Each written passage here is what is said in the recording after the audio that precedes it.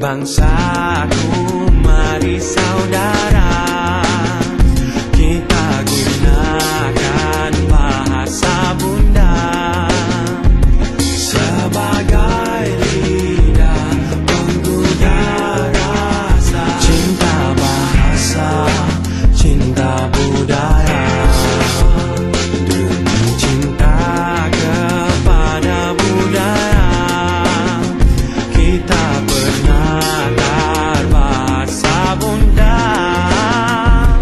Bahasa maju, budaya jaya, maruah bangsa terpelihara.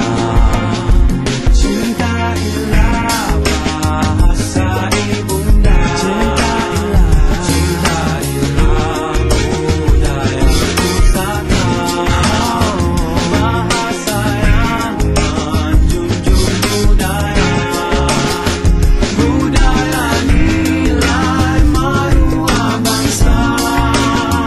Cinta ialah bahasa ibunda, cinta ialah budaya pusaka, bahasa yang menjunjung budaya, budaya nilai maruah bangsa.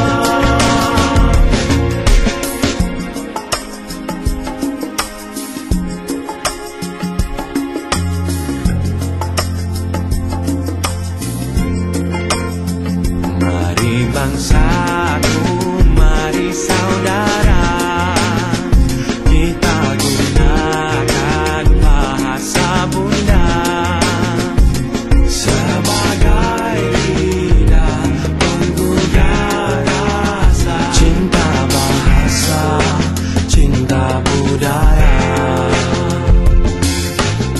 Berkata-kata peliharakan lidah, berkata-kata gunakan bahasa sempurna.